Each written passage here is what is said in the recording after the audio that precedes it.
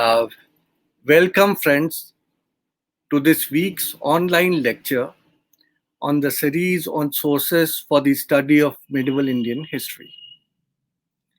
Today, we have a very renowned scholar, Dr. Supriya Gandhi, who will be speaking to us on Majmaul, Bahrain, which is one of the very important source for understanding the developing common culture of India. Dr. Gandhi teaches history at the University of Yale.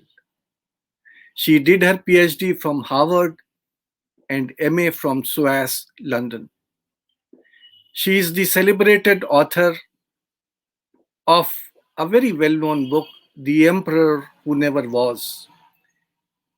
She is also a great-granddaughter of our father of nation, Mahatma Gandhi ji, being the daughter of Shri Raj Mohan Gandhi, who himself is a renowned scholar in his own right. She has been a Fulbright Fellow and knows Persian as a native, having also passed many years of her life in Iran. Most of her researches examine the interface of Islam and Indic religions in South Asia. Her interests include the religious and cultural history of the Mughal Empire, Islamic mysticism, the early modern and modern translation of Indic texts into Persian and modern Hindu thought. I am told that her next project explores the role of Persianate cultural and intellectual acumen in the making of modern Hinduism. Today, we are lucky to have her with us to talk about the comparative method of Dara Shikoh's Majmaul, Bahrain. Incidentally, this book also exists in its Sanskrit translation as Samudra Sangam. Please welcome Dr. Supriya Gandhi. Over to you, Dr. Gandhi.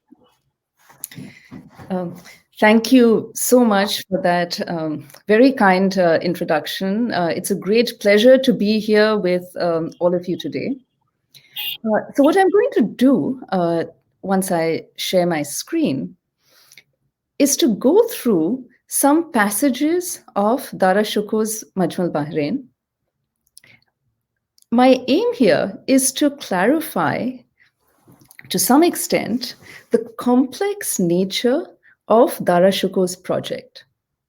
It's very commonly assumed that the Majmaul Bahrain is a synthesis, a mingling of two different oceans, one ocean representing Hinduism and the other ocean representing Islam. But what I want to try to show you today is that the project is actually more complex than that. So I'm not going to give you a whole overview of Dara Shikoh's life because I've done that in my book and I've done that in other talks. But I'm going to focus on this particular text and look at some passages from the text with you quite closely.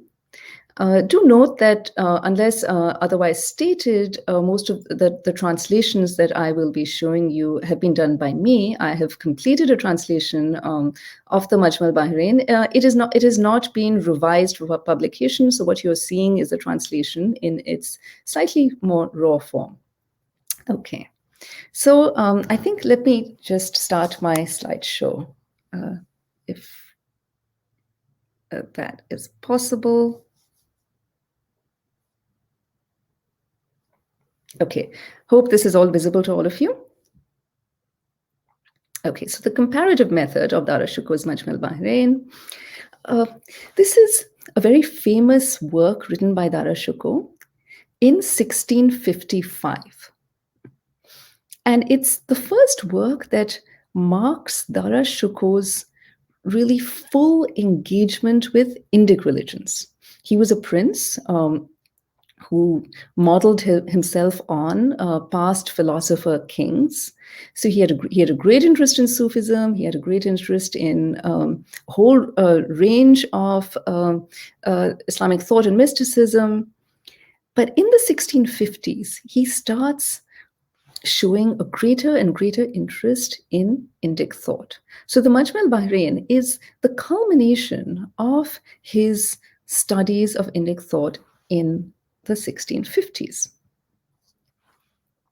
One really key incident that took place that feeds into the Majma al-Bahrain is Dara Shikoh's dialogues with a Hindu, probably a Vaishnava ascetic known as Baba Lal.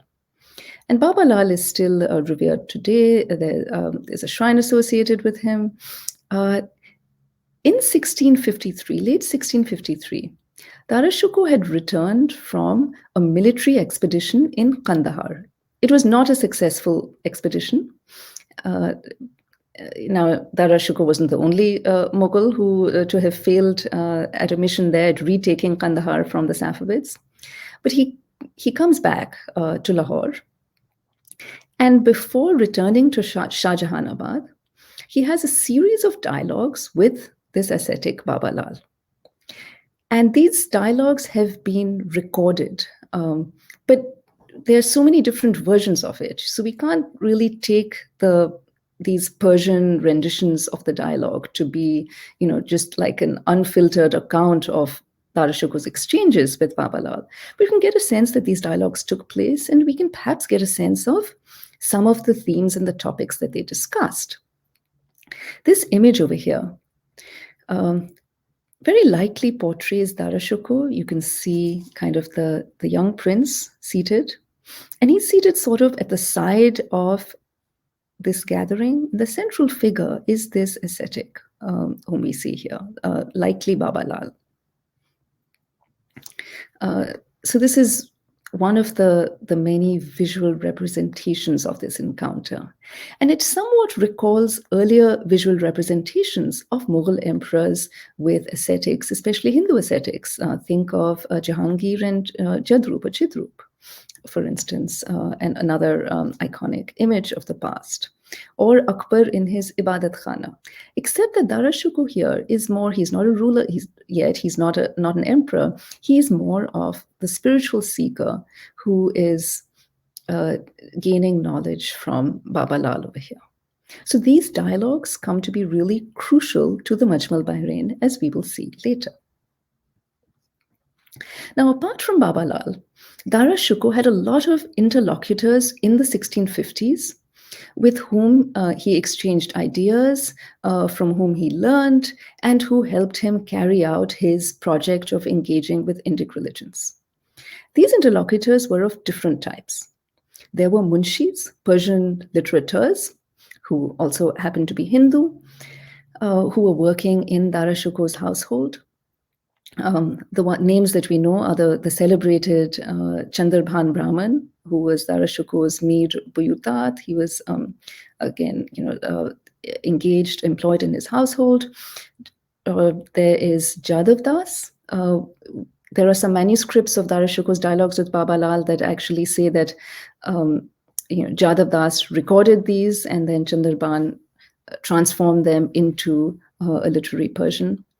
And then there's Banwali Das Wali, who was also a disciple of Mullah Shah, who was Dara Shikoh's Sufi Pir, and who might have helped Dara Shikoh in a translation of the Laghu Yuga Vasishta.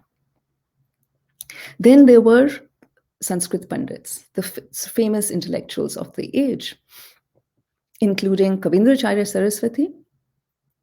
We know from court records that Kavindracharya actually made over a dozen visits to Shah Jahan's court, where he received a handsome reward. So both father and son were hosting Kavindracharya Saraswati. Again, he seems to have been a key interlocutor for Dara Shikoh, and also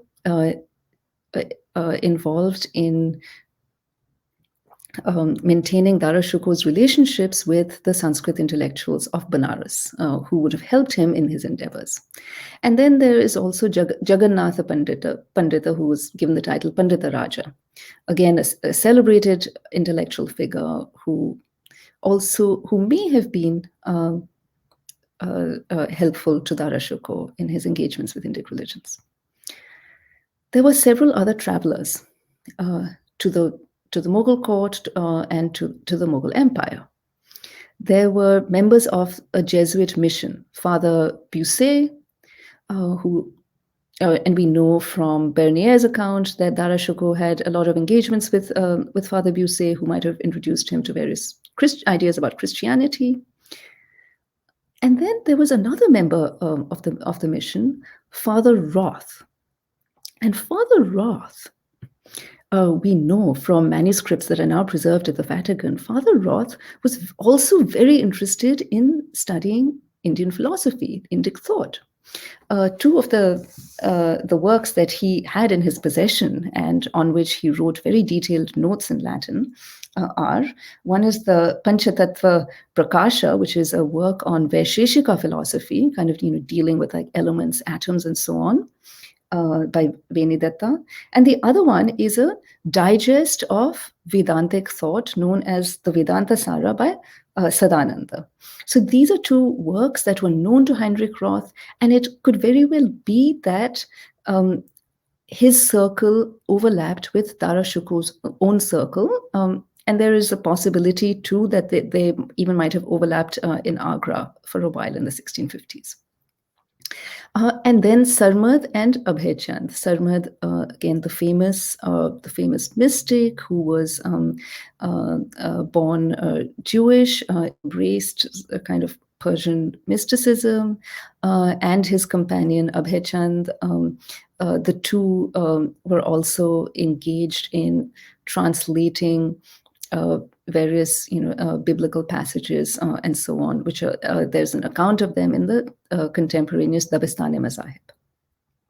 So we can really see the range of ideas that Dara Shikoh was engaged with. Now, Dara Shikoh also had deep links with Sufis. His Pir Mia Mir, who had passed away, his other sort of Pir Mia Mir's successor, Mullah Shah Badakhshi. But by the time he wrote his Majmaul Bahrain, it had been half a decade since his last visit to his Sufi Pir, Mullah Shah. And he was branching out. He was branching out spiritually and intellectually. It doesn't mean that he kind of abandoned those ties, but he was actually widening his spiritual explorations.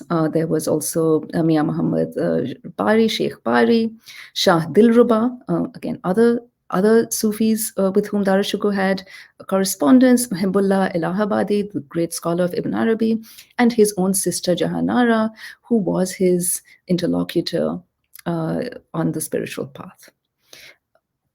So we can just see the whole, this range of people. And the reason why I'm introducing them to you is because Dara Shikoh frames his project as being informed by his conversations with the unity affirmers, the monotheists, the Muwahhidun. So let's go to Dara Shikoh's introduction to the Majmaul Bahrain. He starts with this verse that comes to be very famous. Biname on ke u nomi nadorad, be har nomi ke khani sar barorad. In the name of one who has no name, by whatever name you call him, he raises his head. So this is his invocation to the divine. It's a very kind of universalistic invocation over here that comes to be later quoted in many Persian works, including many works written by Hindus. And then he adds his praise. And it's customary to, of course, have a praise to God at the beginning of any work. But see how he is framing it. The fullest praise to that unique one who has made manifest the two tresses of infidelity, kufr, and Islam, which were adversaries to one another upon his beautiful countenance, without likeness, without an equal, and has not made either of them a veil for his handsome face. And then he quotes some lines from the famous Persian poet Sanai. Infidelity and Islam race down his path, crying, he is one, he has no partner. He is manifest in all is from him manifest. The beginning is he is the end. So we can see here an embrace of a kind of monism, the Hame Oost sort of philosophy over here. But look how he is framing his project. So Kufr and Islam are both two tresses. They're adversaries, yes, but they are two tresses that frame the divine countenance and do not obscure it. And this taps into concepts of mystical infidelity, which again have a long legacy in Sufism. Again, so what Dara Shikoh is doing here is not completely unique or heretical. There are precedents for this in Sufi thought. So there's a sense here that that Kufr and Islam are sort of they have a kind of equivalence over here. So if Kufr and Islam, and here Kufr is used really in a descriptive sense, it's not used in a pejorative sense. So if Kufr here is equivalent to Islam, then what is the need to actually study it? Why not just stick with Islam, if everything is the same? But so the idea here is actually that both of them are framing the divine countenance. So to actually to plumb further into spiritual mysteries, to gain that insight, to view the divine countenance. Again, this is referencing a saying attributed to Imam Ali, again about viewing the divine countenance. That in order to do that, one has to explore kufr as well. Again, so one has to embrace infidelity in order to ascend spiritually. He then continues, the faqir without a care relates that after discerning the truths of all truths and ascertaining the mysteries of the subtleties of the Sufi school of truth, haqq, so he's attained this magnificent divine gift. After doing this, his next stage is to understand the school of thought of the Indian monotheists, the Muwahhidun. And with some of them, Dara Shikoh has had repeated encounters and carried out dialogues. Who were these Muwahhidun? Now, we know, of course, that he has had dialogues with Baba Lal. We don't know, of course, the full range of his encounters with Hindu ascetics. But we can get a sense of whom he is considering to be the Muwahhidun. This is a painting that is now in the Victoria and Albert Museum. It was done in the 1650s, we can tell from the style. It's a little larger in format than other miniature paintings, and that's because it's showing a range of things. So we can see arrayed on top a number of Sufis. Some of them are labeled. These are famous Sufis, founders of some of the kind of canonical silsilas. In the middle, we have more ecstatic Sufis, who some of them who are dancing, falling into trances, and so on. And then at the bottom, we have this array of Indic ascetics. And so these are a combination of sants, from the Bhakti tradition, and yogis. And I'm going to just read their names, identify some of them from right to left. The reason why I'm doing this from right to left is because, if you're used to a script, the Perso-Arabic script that goes from right to left, you tend to see things also from right to left in a painting. If we are used to reading English or Devanagari, for instance, we'll read from left to right more automatically. So the way to look at these things is often from right to left. So we have here a figure on the extreme right who might be Chetan Swami, the guru of Baba Lal. And then we have a figure identified as Baba Lal. Next to that is Jadrup or Chidrup, with whom Jahangir had encounters. So we can see these contemporaneous figures who, from Dara Shikoh's age or the age of his grandfather, who are who have this prominent space in this kind of this panel of Muwahhidun. And then we have Nath yogis, Gorakhnath, Matsendranath. There's a Shaiva ascetic, There is Kabir, pictured here with the feather in his cap, Kabir's son, and then various other bhakti saints, Namdev, Pipa, Ravidas, and so on. So we can get a sense of who these monotheists, these Muwahidan are in Dara Shikoh's conception. Okay, so back to his introduction. Apart from linguistic differences in discerning and knowing, I saw no divergence. So that is, he saw there's a linguistic difference between the thought of the monotheists of India and the kind of truths of Sufism, but there is actually no real divergence. And then from this perspective, he brings together the words of both parties, and he collects them and arranges them in a treatise. And so it's good to note here that Majma in Arabic is a noun of place. It's an ism makan, a noun of place, and it means a confluence, a meeting place, derived from the verbal root jama, and it connotes collecting, bringing together, and ordering. So he's collecting, bringing together, and ordering this into a treatise. And this is a meeting place of the truths and mystical knowledge of two truth-knowing communities. So it's then he names it the meeting place of the two seas, Majmaul Bahrain, in accordance with the saying of the eminent ones. And then he quotes sort of mysticism is justice, and mysticism is the abandonment of gratuitous ceremony, of the takalluf. So I want to address here the phrase Majmaul Bahrain in more detail. But before that, I want to point out the audience for whom Dara Shikoh says this work has been written. So it's a convention in a lot of Sufi works to say that this is only for a spiritually select few, that the Ahle Zahir, the exotericists, are not going to understand it. This is for the esotericists, or this is for the people of the heart, the Ahle Dil. And that is what Dara Shikoh is also gesturing towards over here. He's saying, those who are among the people of comprehension, the people of understanding, they will obtain benefit from this. So this is not for the awam. This is not just for the general public. He has done this in agreement with his own mystical unveiling and experience, or kind of zauq, kind of literally mystical taste, for the people of his household. Again, household is not just immediate family, but people in his retinue, people associated with him. And he has no dealings with the common folk of both communities. So this is not a kind of a classist statement, but this is in line with the Sufi gesture of showing that this is not for everyone.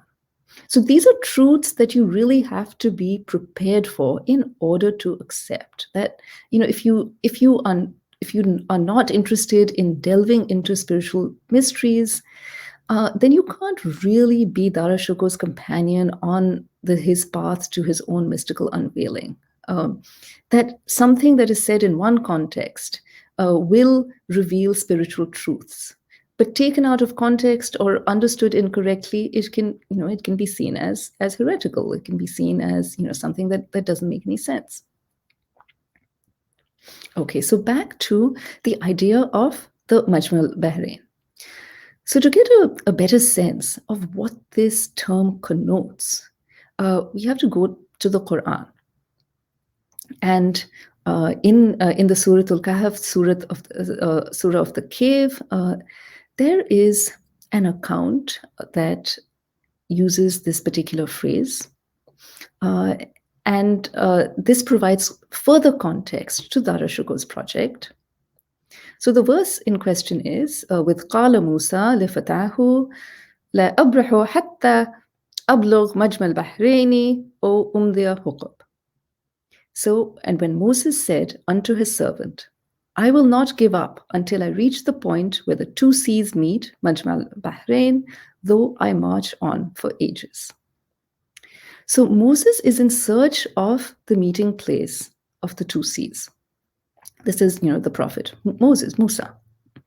And he comes across this unknown figure whom in a lot of Sufi commentary identifies this figure as Khizr, a revered figure who, is in Islamic tradition. And what it follows from that is, again, sort of it's complex, difficult to understand. Khizr acts in ways that are incomprehensible to Moses, including sort of um, he does some things that seem, very, very peculiar, and Moses cannot understand them. And Sufi commentators often use this to contrast a legalistic approach, an exotericist legalistic approach associated with Moses, with the inscrutable way in which God serves His justice.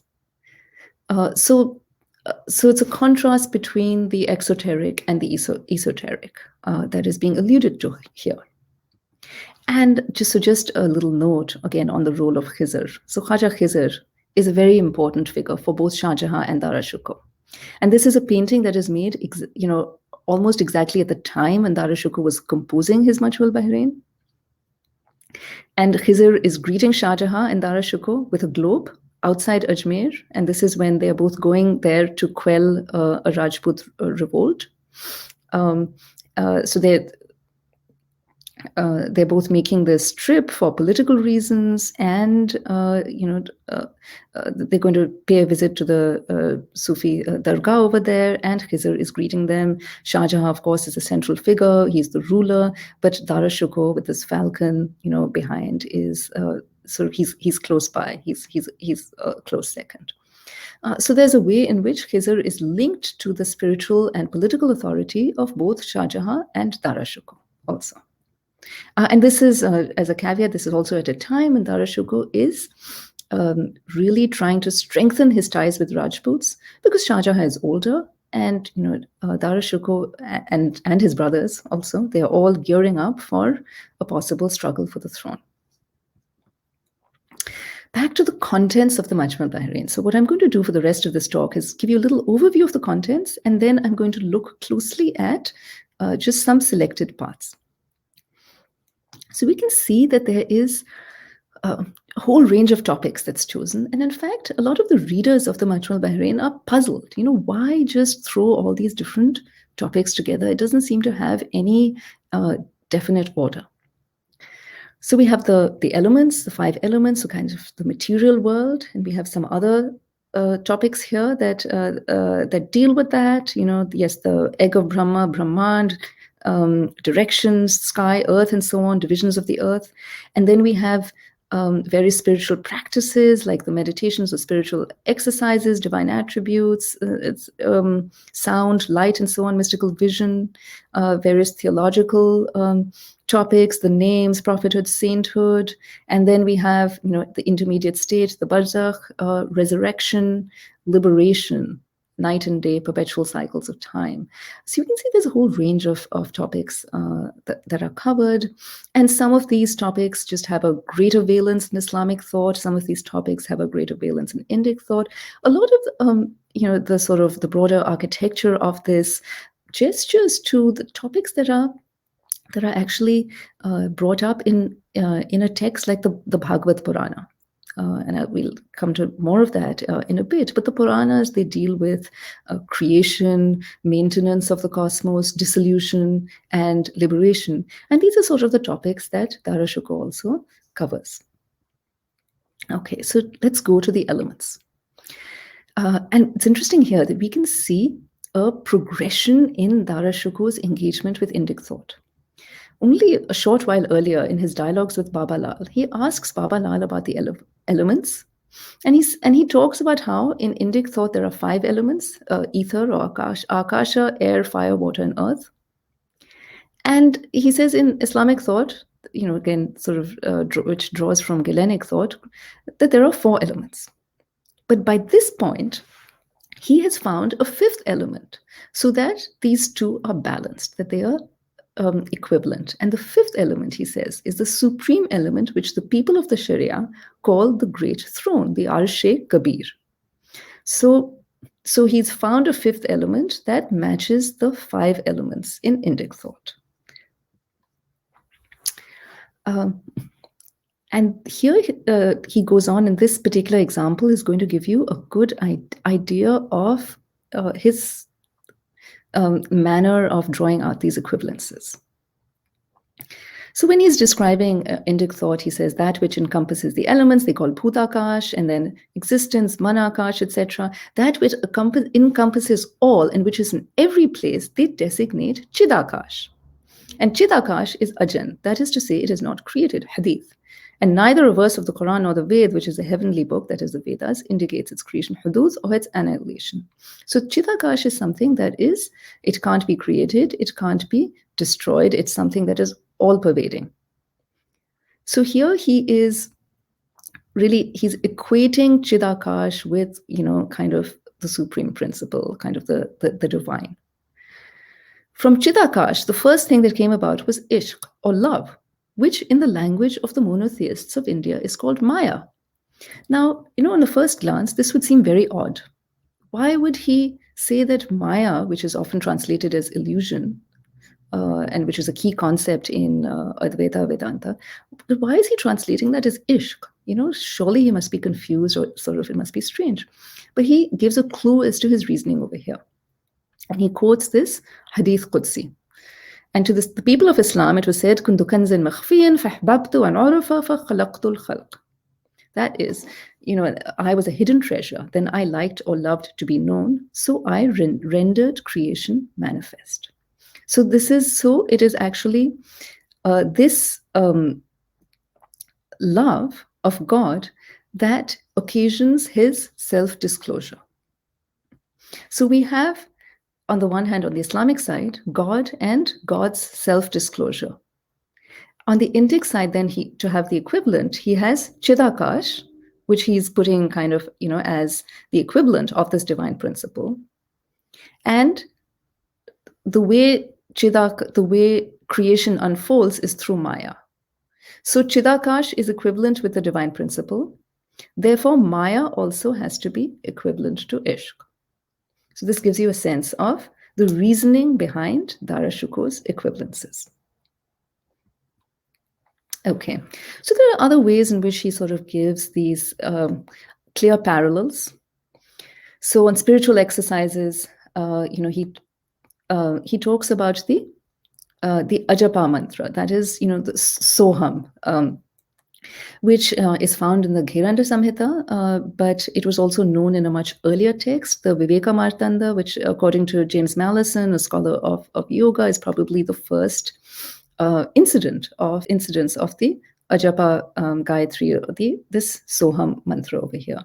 So you inhale, uttering So, or which is like Saha, and you breathe out, uttering Aham, or I. So he is I, or that is I.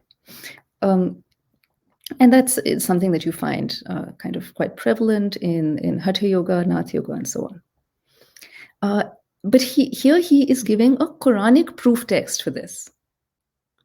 That there's nothing that does not proclaim his praise, but you do not understand the extolling. So there's a Quranic proof text for this particular mantra, and he's equating it with a spiritual practice of the Sufis, Sufi zikr, Hu Allah, which in the inhalation of the breath, Hu, and in exhalation, Allah, are realized. Dara Shikoh, and so I'm coming to my last two examples over here. So the Quran plays an important part in the Majmaul Bahrain. It is often cited in the different sections. And there is one case in the chapter on light where Dara Shikoh actually provides an exegesis and a kind of translation or interpretation of the famous light verse, Ayat Nur of the Quran, where God, or Allah, is the light of the heavens and the earth. The similitude of his light is like a niche in which there is a lamp, and that lamp is in a glass. And that glass is as though it is a brilliant star. That lamp is kindled by the blessed olive tree, and so on. And that light of the olive tree would shine even though fire had not reached that oil. A light there is upon light. Allah shows the path to his own light to whomever he wishes. So Dara Shikoh, and he also quotes the famous kind of the Sufi Vasiti over here. Um, so Mishkat, or the niche, is the world of corporal forms. The misbah, or the lamp, is the light of the essence, and so on. And what is meant by glass is the soul, and that glass, which is the soul, resembles the star, and so on. So again, he has a kind of mystical, esoteric interpretation of the light verse. So this is one chapter where he's really commenting on a verse of the Quran. And he has other chapters where he's kind of indirectly referencing the Mandukya Upanishad, for instance, on Om. So though Dara Shikoh says that this is based on his conversations with the Muvahhidon-e-Hind, with the monotheists of India, uh, it is also based on a good deal of textual study. And in some cases, we can identify the source text, the text that Dara Shikoh is engaging with. So my final example is on liberation over here. Dara Shikoh on the liberated person, the Jivan Mukt.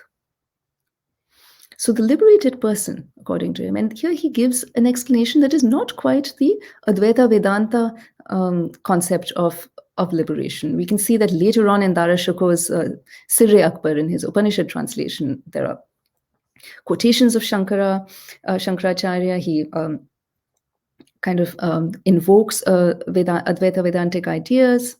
But in this particular case, he's read a whole array of texts, and this is not quite the concept of Jivan Mukti that one has in Advaita Vedanta, where you're realizing that the self is identical with Brahman, and that the world, the material world, is Maya. So over here, he's saying the Jivan Mukt, the liberated person, considers the entire Brahmand, which is the Alam-e-Kabir, to be the form of the universality of God, which is like equivalent to the level of the body of God. So having regarded the essence of God to be equivalent to the spirit of a human body, he does not consider each atom or creature within the manifest and hidden worlds to be other than that uniqueness. And this resonates with this particular verse from the Bhagavad Purana, that Supreme Lord, who is the cosmic man in this body of the universe, which is like an egg and which is covered in 7 sheaths, is the object of contemplation. So the path to liberation is actually to contemplate the macrocosm, contemplate the Brahmand, contemplate the universe. And in a sense, that is what Dara Shikoh is doing in the Majmaul Bahrain, that is covering, the elements, the senses, as well as, cycles of time and so on. So that is sort of Dara Shikoh's project here. And another example. So look at the description of Purusha in the Bhagavad Purana. That is, the cosmic man. They describe that Patala is verily the sole of his feet, Rasatala is his heels and the toes, Mahatala forms the ankles of the creator of the universe, while Talatala are the shanks of this cosmic man. Now, Dara Shikoh has a rough paraphrase of this, to which he adds, of course. And likewise, the monotheists of India, such as Vyas, that is Ved Vyas, the author of the Bhagavad Purana, and others, having considered the entire Brahmand, which is the entire macrocosm, to be a single person, describe the parts of his body accordingly. Thus, so when any time a Sufi glances at anything, he realizes. So here he's sort of conflating what the monotheists do with what Sufis do, because to him it is all ontologically the same. He realizes, in such and such part, I see the Mahapurush. So when you look at the earth, you have to realize that you see the Mahapurush in it. So Patal, which is the 7th level, is the sole of the foot of Mahapurush. Rasatal, which is the 6th level, is the upper part of the foot of Mahapurush. Again, you can see the resonance with the verse above. But then he also adds, the devil's shayateen are the toes of the foot of Mahapurush. The devil's steeds are the toenails of the foot of Mahapurush. Mahatal, the 5th level, is the ankle bone of Mahapurush. Talatal, the 4th level, is the thigh of Mahapurush. So this is really a very close paraphrase of the Bhagavad Purana that we have in this chapter of the Majmaul Bahrain. So we can see that there are so many levels over here. Yes, there's Dara Shikoh's own conversations with the Muvahhidon. There is his own reading of various books and texts, his own reasoning. And then what we have here is a distillation of that. So finally, just before I conclude, there is also a Persian rendition of the Majmal Bahrain called the Samudra Sangama. And I believe that this must have been created for Dara Shikoh. So this also gives one a clue as to whom it was meant for. Yes, the Majmal Bahrain, it was in Persian, it was meant for the spiritually elect, but there was also a Sanskrit version that was produced. So Dara Shikoh is reaching out to Sanskrit scholars. He's reaching out to the Pandits of Benares, who of course later help him in his later project.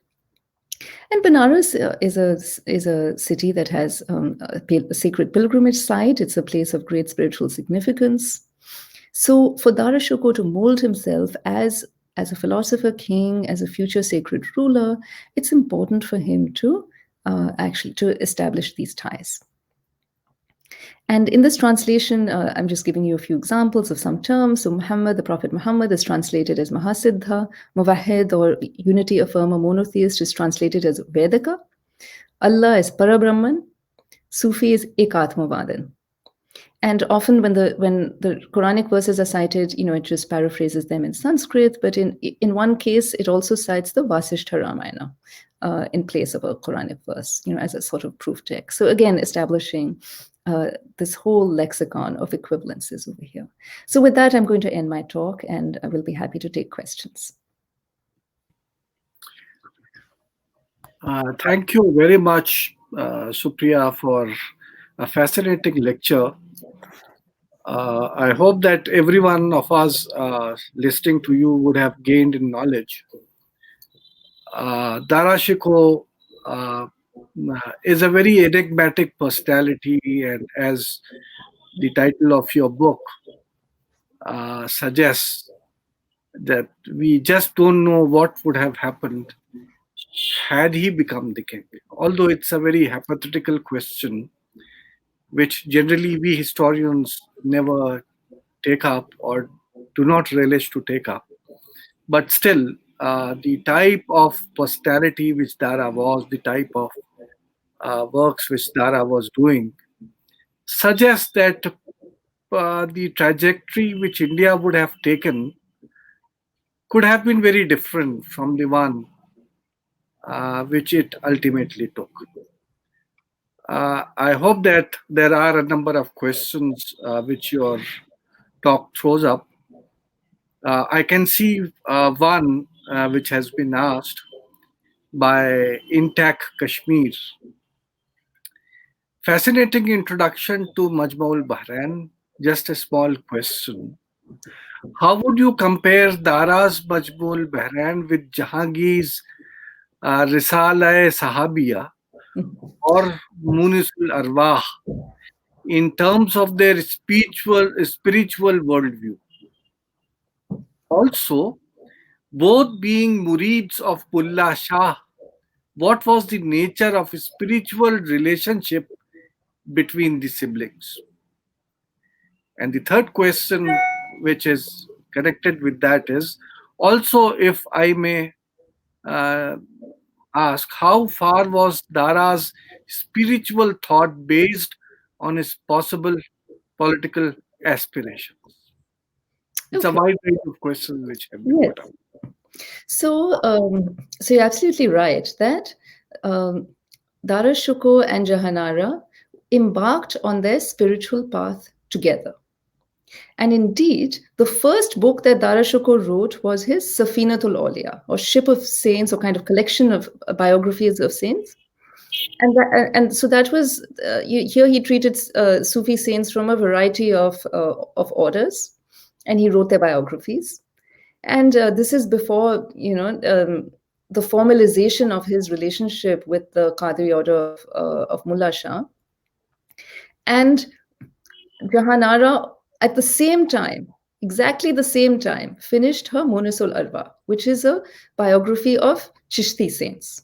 So there's a close congruence, not so much between the Majmul Bahrain and Munisul Arwa, but between Safinatul Awliya and Munisul Arwa. There's a close congruence. And in Risala-e-Sahibiya, which is a short text that also that gives us Jahanara's spiritual autobiography, she actually talks about how um, they would exchange books together. That Dara Shikoh would lend her books. That they would meet when they traveled. They would stay in touch. um, so. Um, so that work casts more light actually on her initial initiation into the Qadri order and on her relationship with her brother. Later on, by this stage, we don't see that Jahanara is actively involved in these studies of Indic thought in the way that Dara Shikoh is. We can see that, of course, she's very close to actually to all her siblings and plays an important role in the imperial family, and no doubt continues on her own path of devotion, piety, and learning. But we can see a little bit that Shah Jahan was certainly supportive. He might not have been, actually doing the same kind of projects himself, but he was very supportive of Dara Shuko's inclinations, and in fact hosted scholars like Kavindracharya over a dozen times at the court.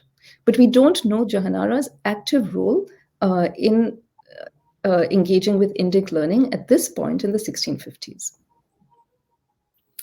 Well, there is a question by Dr. Syed Ali Kazim, and he asks, how far do you think Majmaul Bahrain being different from Rushdnama of Abdul Quddus Gangohi? Rushdnama, according to Athar Abbas Rizvi, being more academic and deep in research. Yeah, absolutely. So, the Rushnama of Abdul Quddus Gangohi, I don't know if it's more academic necessarily, but it's definitely a precedent.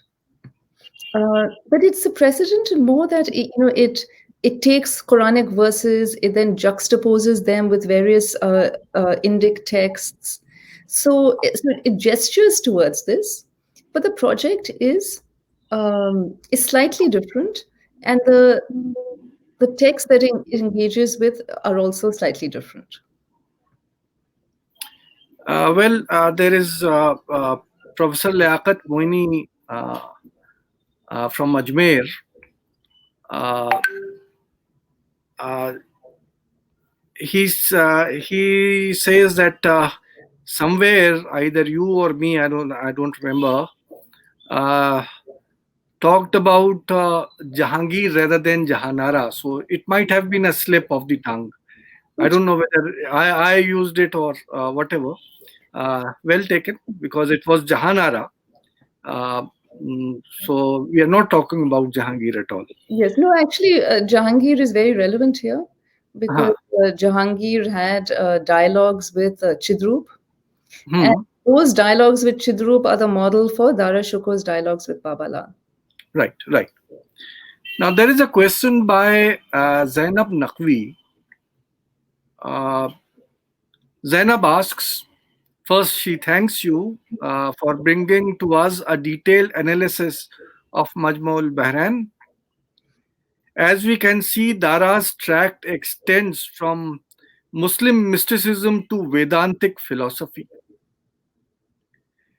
Her query is, did you locate in the text Dara's ideas on idol worship, since we know that he justified idol worship for faith, Iman, to be hidden, unlike Akbar, and commissioned a temple at Mathura?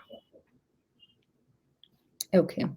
So one thing, so about Dara Shuko's temples, so this is an issue with a lot of Mughal patronage, uh, that often we don't have textual sources that fully discuss the extent of patronage of different sites. There might be farmans and so on, but we don't have a full account uh,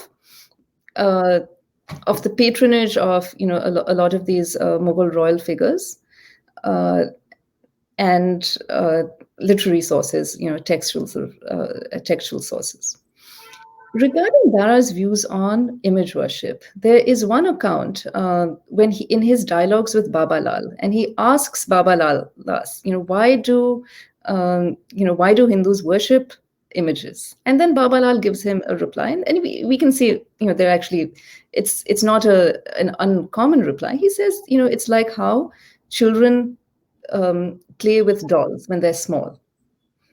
So this is for those who are not able to worship the divine without the medium of an image. And then when you become more spiritually evolved, you can do that. So which is what Baba Lal is suggesting. So I think that kind of represents perhaps Dara Shikoh's attitude towards image worship. Uh, and this is again, we have Abul Fazl, who also gestures to this. We have Al Biruni, who also has a similar approach. Right. Another question by Lakshmi Kant Mishra. Mystical discourses and linguistic criticisms are fine, but can you narrate how would have his discourses helped him in becoming a successful emperor, if at all he would have become the same? Okay. Well, so I, in our kind of modern framework, we tend to view mysticism and asceticism in opposition to the realm of politics and power, brute force, authority, and so on. We think that these two are separate, but these were actually not necessarily separate. My aim this talk, of course, and for more on Dara Shikoh's involvement in politics, I do recommend that you read my book on him. I want to highlight that the life of this particular work, the Majmaul Bahrain, in the subcontinent, extends far beyond Dara Shikoh's own push for the throne.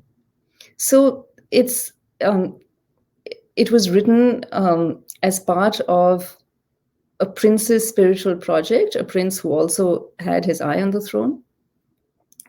But it had afterlives that extended well beyond. It was widely circulated. There are many, many manuscripts of this that have still survived. We can see it excerpted in other works. We can see people quote from it. So even if they don't directly cite it, a lot of Persian works, especially works written by Hindus, are quoting from it. So this is a work that has had quite a wide impact. Even a figure in the 19th century like Raja Ram Mohan Roy, he writes his Tuhfatul Muwahhidin, Gift to the Monotheists. He is actually sort of implicitly drawing on a lot of the discourses that we see in Dara Shikoh's own work. So there are ways in which the Majmaul Bahrain had a diachronic impact across time. But so my aim in this particular talk was not necessarily to talk about Dara Shikoh's sort of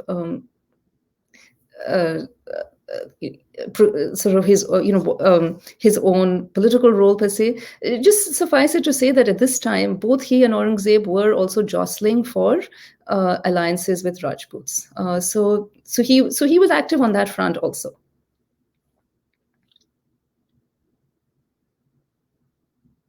Oh, sorry, your sound has gone off. Oh, sorry. There's a question by Matt Melvin Kushki. Yes. Well, he praises you, brilliant as always. I would agree with him. A more general question: how would you compare the Majmaul Bahrain to Sirre Akbar in terms of accidentalization and Islamization of the Upanishads in particular? Do you see any shift in perspective? No, well, I actually see the Majmaul Bahrain as a stepping stone to the Sirre Akbar conceptually. Uh, so, uh, so for instance, it actually refers to the deities, the three of the Trimurti, Brahma, Vishnu, Shiva, and so on. Uh, it refers to them as muwakkals, and it equates them with the angels as well. Jibrail, Mikhail, and Israfil, and so on. So it lays down some equivalences that later on help um, as an interpretive framework for the translation of the Upanishads. And it also gestures to the Veda, as a celestial book, so on. So I think it's a stepping stone towards that. There's a question by Lubna Irfan. Uh, when we are talking about interaction with ascetics, how should we look at Samad and his influence on Dara? Okay.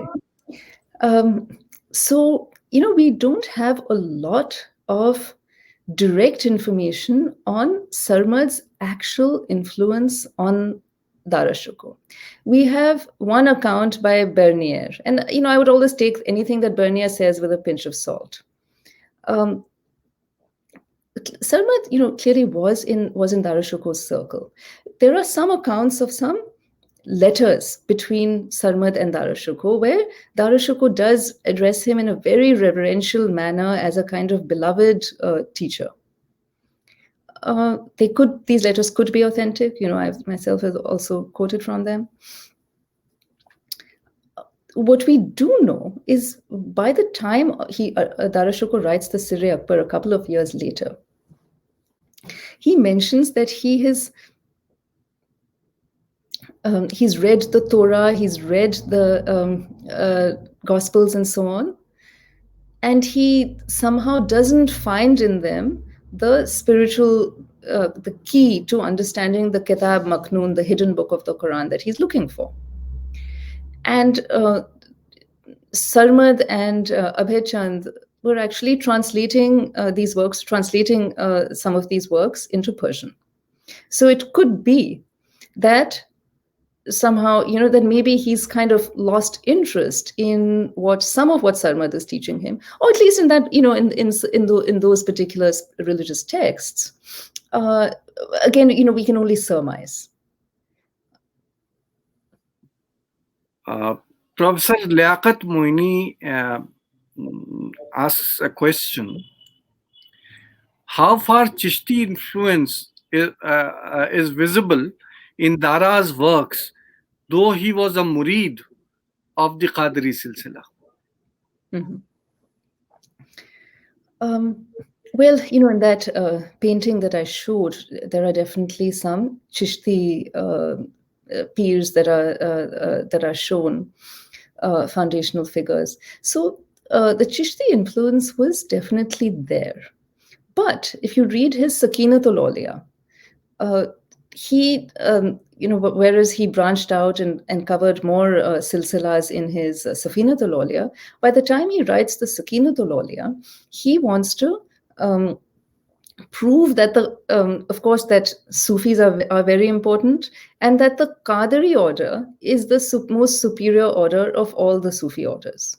So he's establishing the superiority of the Qadris at this particular stage. He really is sort of wanting to elevate his own particular lineage in which he's kind of taken affiliation. At the same time, he writes poetry. He likens his peer and his the place where his peer resides to the Kaaba. We also see actually similar rhetoric in inscriptions, that Shah Jahan has put in Ajmer. So there are ways, in which Shah Jahan's court, they do pay respects there. His sister Jahanara is very, very reverential when she's talking about the shrine of Khaja Moinuddin Chishti. Uh, Question by Sheikh Ilyas. Did Majmaul Bahrain affect the outer circles of Dara Shikoh? And if yes, how far? And related to that, what was its impact on the translation project after Dara's death? So, this is a hard question to answer, and that's because we don't really have all the available sources. We only know what our sources tell us, and as there could be more digging around in manuscripts that could illuminate this. So, by outer circles, I'm imagining that perhaps does it mean his Qadri circles? So, which circles? So, the Samudra Sangama, it doesn't seem to have widely circulated, but there are two manuscripts that are known of this. These are manuscripts that were produced afterwards. One issue we have is that we don't seem to have a manuscript of the Majma Bahrain from Dara Shikoh's time. We have autographs, manuscripts that he owned. We have manuscripts that he commented on, manuscripts, like his Safinatul Awliya. There's one in the Khuda Bakhsh library. But we don't seem to have like a signed or autograph manuscript that belonged to Dara Shikoh. It could be that Alamgir had a role to play in this. But we do know that it's still circulated very widely. So, despite whatever efforts Alamgir might have made to prevent the circulation of these texts or to destroy them, that they seem to have circulated very, very widely, both amongst Qadiris. In fact, there's an Arabic translation done by some Qadiris. So we can imagine that it had a circulation amongst primarily Arabic reading people and not just those who read Persian in the subcontinent. And it also circulated a little bit in Sanskrit. But there are ways in which lots of people, including Hindu writers of the 18th century, are picking up on the Majma al-Bahrain, drawing on it, and so on. There is a comment by Dr. Ali Kazim. There is a dominant view that the obsession of Dara Shikoh with the Qadiriya order and the orthodoxy attached with this order led to his being alienated from rest of the Sufi silsilas. The Hanbali school of thought of the Qadiri Saint Abdul Qadir Jilani was the chief factor of his downfall. I mean, there is a question, I don't know whether it's a statement or is he asking that. Most of the Indian Muslims being Hanafis. Yes. So absolutely, Hanafi school was dominant. In Alamgir's time, we see a kind of elevation of Hanafi legalism. But Dara Shikoh himself calls himself a Hanafi. And he, so in his Safinatul Awliya, he calls himself Hanafi and Qadiri. So he does ally himself with Hanafis. A question by Ashok Mathur. Did Dara's constant struggle with his brother push him more towards spirituality, or was it instinctive?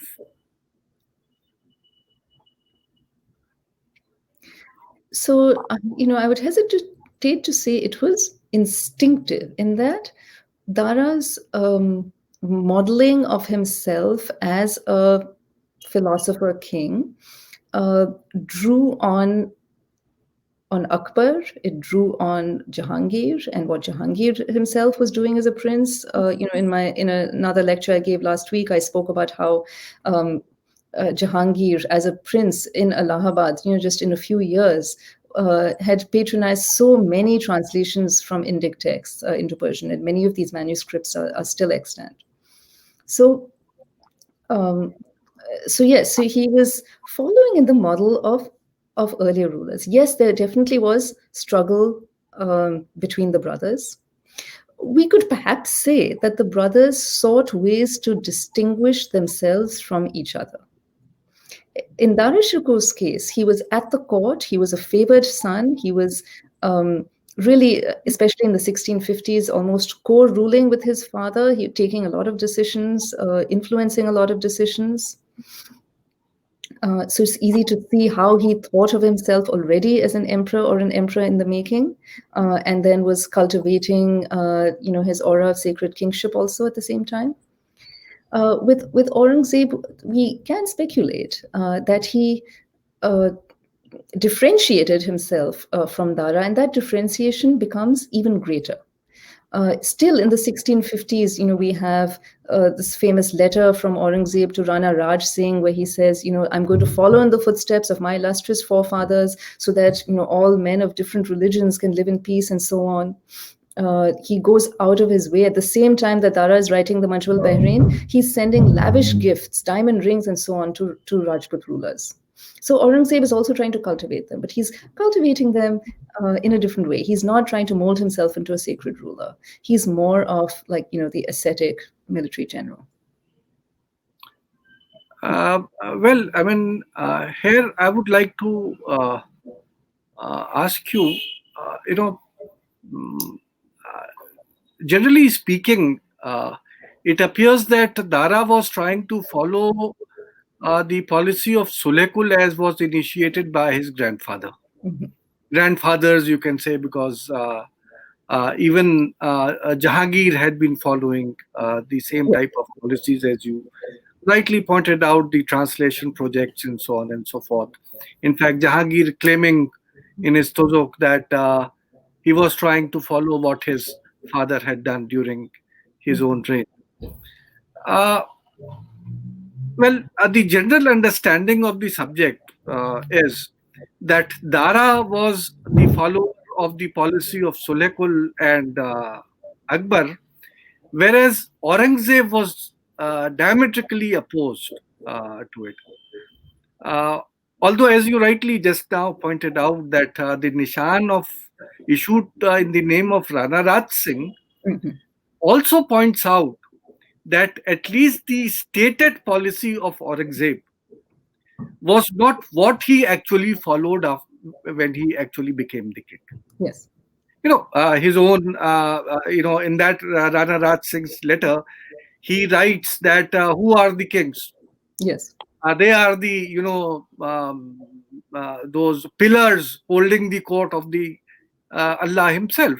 Yes. I mean, so, uh, so how would you, I mean, you yourself pointed out that Aurangzeb was also trying to follow the, although in a different way. Mhm. What was the different way and why this different way? Both of them were trying to woo the Rajputs, as you said. But then we find that Dara, although writing Majmaul Bahrain, although doing so much for the better understanding of Hinduism and Islam, although there are, there are, this thinking that he was trying to take the Rajputs along with himself, but then he's also found making fun of the Rajputs, Yes. not on good terms with any of the Rajputs. During the War of Succession, the Rajputs do not appear to be very happy to what he is doing because they, out of the way, go and support his brother Aurangzeb, who is perceived to be more communal than what Dara was. Yes. So, how would you, describe this? Although Yes. it is out of your topic, it is not much more barren. No, But this is absolutely. one of the issues which concerns Dara. Yes. No, absolutely. Um, so in 1653, when Dara went on his mission to Kandahar, he took along with him a number of um, Rajput rulers, along with their armies, including Jai Singh and so on. Now, these Rajput rulers they were already sick and tired. They knew that it was probably going to be a failure. They had already failed twice. Mughal artillery was just not up to the task of breaching the fortifications at Kandahar. And then, so you can imagine how exhausted they'd be. They've just come back, and then they had to turn around and go all the way again. In fact, Jai Singh was so reluctant that Nadira Banu had to keep writing to him to encourage him to actually join the mission. So their attitude was kind of like this to begin with. They already were not in the right mood for this. Then, of course, it was Dara Shuko's first time really leading such a mission. So there were errors. I think it was understandable given the circumstances. There were difficulties. Um, the they um, they had huge again technical and logistical problems. Can you imagine lugging these huge cannons, by all the way uh, um, across that treacherous terrain? So tempers frayed, and relationships deteriorated. And so after that, Dara Shikoh did his best to patch up those relationships. Um, he wanted them to get rewarded at court. He got his son married off to a Rajput. So he was doing all he could to patch up those relationships. And I think his interest in Indic thought and in kind of this type of spiritual development was definitely genuine. I mean, he was very interested in it. But it also, coincided with the time that he was making overtures to these Rajputs. And initially, at the outset of the War of Succession, he had more of them on his side. But he also had to deal with attacks from two sides. He had to send Jai Singh and his son off to deal with Shuja in the northeast. Then he had to deal with the combined forces of Murad and Aurangzeb. So the imperial forces were split, fighting a war on two fronts.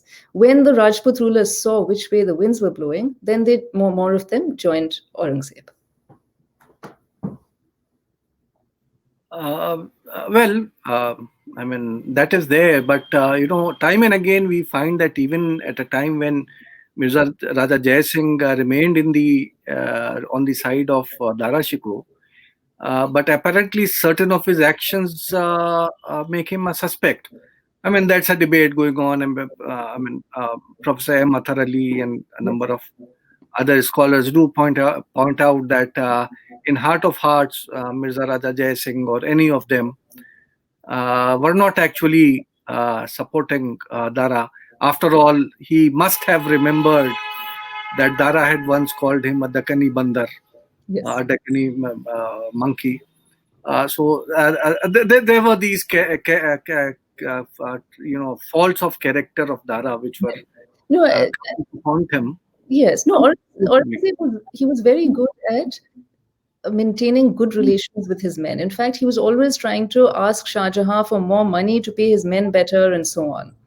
And the relationship between Jai Singh and Dara Shikoh never really healed after Kandahar.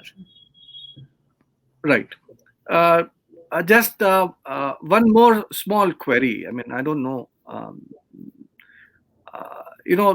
Dara also talks about Kitab-e-Maknoon. Yes. So, can you tell us, the audience at least, what actually he meant by that, and what is the import of his thinking about this concept of Kitab-e-Maknoon and Upanishads being a part of it? Okay. So this is actually with regard to his next major project, which was the translation of roughly 50 Upanishads, including the Purusha, including texts that were considered Upanishads, into this collection. Now, after Majmaul Bahrain, he was ceaseless in his further engagement with Indic thought, and he wanted to find the text that would explain the mysteries of the Quran. That the Quran, yes, it is elusive, allegorical, and so on. So how can one understand it better? How can one fully understand it? And if you just give me 1 second, I might be able to pull up the particular verse. Yes. I'll just read the English translation of this Quranic verse. That this indeed is a noble Quran in a book kept hidden, Kitab Maknoon, which none touches save the purified, a revelation from the Lord of the worlds. So there is a reference in the Quran to a hidden book, a Kitab Maknoon. Now, typically, exegetes of the Quran don't think that the Kitab Maknoon refers to some other book that's, actually like a physical book. But Dara Shikoh is interpreting this to say that the key to unlocking the secrets of the Quran, the hidden book to which the Quran alludes, is actually a book. And of course, it has to be a celestial book. And which celestial book is it? It's not the Christian Gospels. It's not something like the Bhagavad Purana that he refers to in the Majmaul Bahrain. For him, that is not a celestial book. It is actually the Upanishads. Now, there had earlier been actually a translation of the Atharva Veda done by Badayuni, and unfortunately, that has been lost. If anyone who knows, who has come across it, I'd be very interested in seeing it. And Badayuni himself also said that, well, this is somehow, it has a monotheistic tenor to it. So, but for Dara Shikoh, he couldn't replicate anything that had been done earlier. And the Upanishads, many of the Upanishads, do have a sort of monistic message. So he selected those that accorded with this message and viewed them as this group of texts. He viewed them as a celestial book, equivalent to the Quran, really, and the book that explains the secrets of the Quran.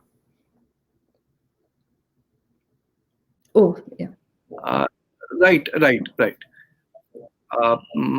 There's one thing which I would like to end with, as far as my query or whatever is concerned.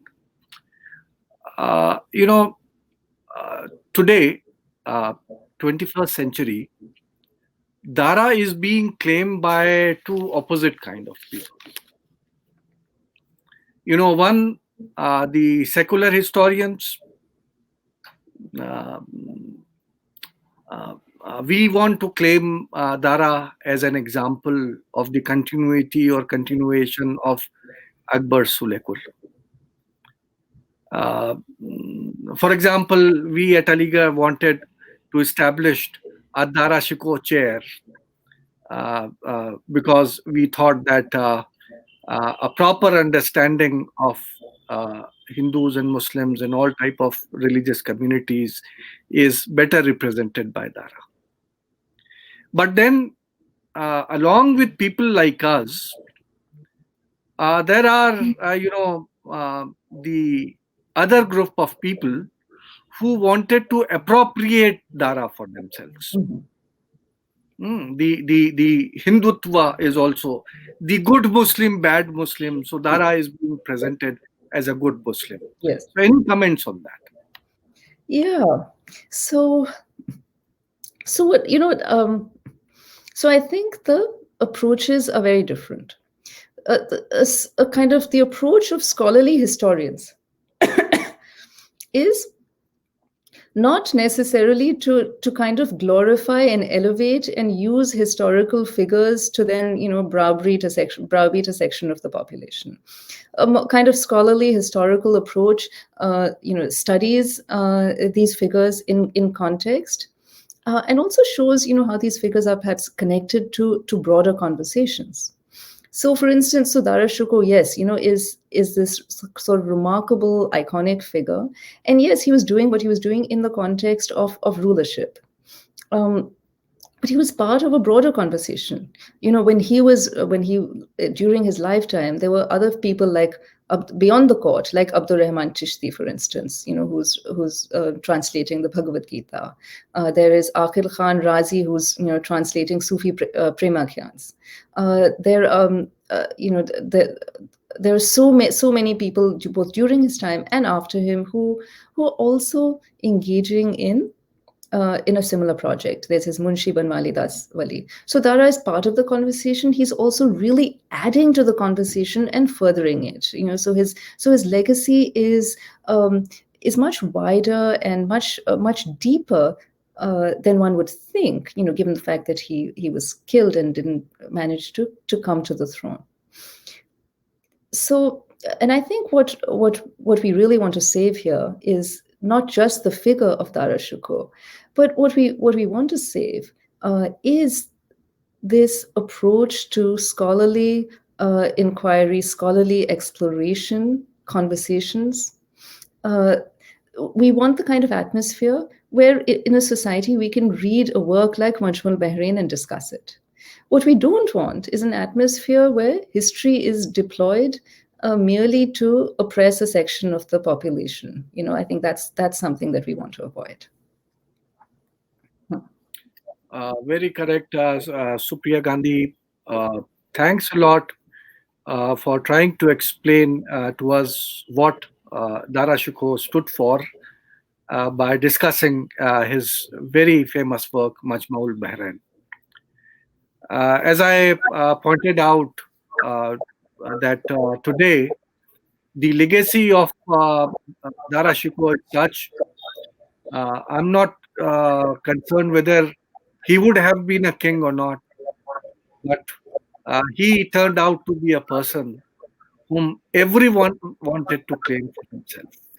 And that, I think, is a better take from what he did. And we should all remember that if we talk about Majmaul Bahrain, if we talk about intermingling of different oceans, everyone is going to appropriate us, and we would not remain friendless as we are today. Thank you, Supriya, once again. And now I would ask Shagufta to formally thank Supriya Gandhi as well as announce the other programs of Ganga Jamni and Asha. Thank you, Supriya. No formal thank yous here. This was a wonderful, absolutely beautiful presentation and a talk. And I think what is beautiful here is that it's not the scholars alone who are, watching this or hearing you.